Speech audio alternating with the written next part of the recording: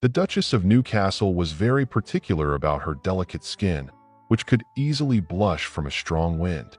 The fine seams of her dresses could leave her with scratches, but nothing was more upsetting than discovering unsightly crimson bumps on her fresh complexion.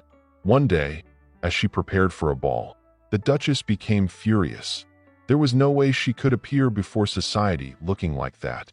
So, she took matters into her own hands with scissors and black taffeta, crafting a round beauty mark that perfectly concealed the flaw on her face.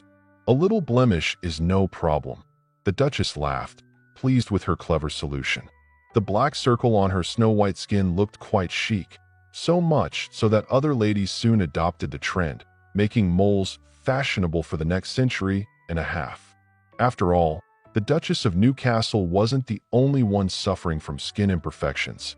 Interestingly, Margaret Lucas Cavendish, the very Duchess in question, was far from a shallow socialite. She became a close friend and confidant of Queen Henrietta of England, supporting her during the Revolution. Together with the Queen, Margaret left London for France, where she spent several years at the court of King Louis XIV. However, she was far more interested in writing than in attending balls and receptions. Margaret was a talented author, penning poems, dramas, essays, and novels, with her prose work, The Blazing World, considered one of the earliest examples of science fiction. An educated lady, she could engage with scholars, including Descartes and Boyle, and even manage to critique them. Yet, history primarily remembers her as the creator of the beauty mark. While not every young lady could appreciate Margaret Cavendish's intellectual contributions, every woman acknowledged her influence in the world of fashion. In her homeland of England, the small black circles were called beauty spots, while in France, they became known as mouches and gained immense popularity. In the following 18th century, beauty marks served a dual purpose. They concealed skin imperfections and accentuated the fashionable pale complexion. Society beauties of that time aimed to look whiter than snow, often with striking red lips.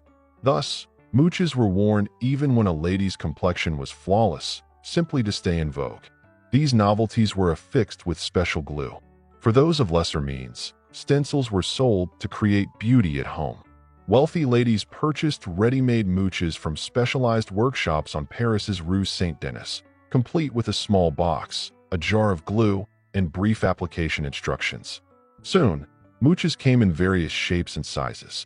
Just as the language of fans had its own meanings, so did the language of mouches. A crescent-shaped mole signaled readiness for a rendezvous. A round one placed in the middle of the forehead was a sign of love.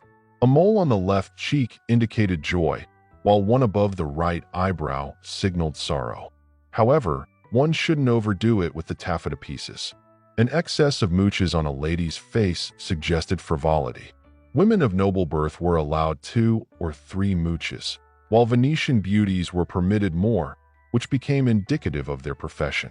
As for the pioneer of this entire fashion phenomenon, Margaret Cavendish lived for half a century and gained considerable fame. She had no children, and as she herself admitted, this allowed her to focus more on her creative pursuits than on household matters. By the end of her life, her popularity had somewhat gone to her head.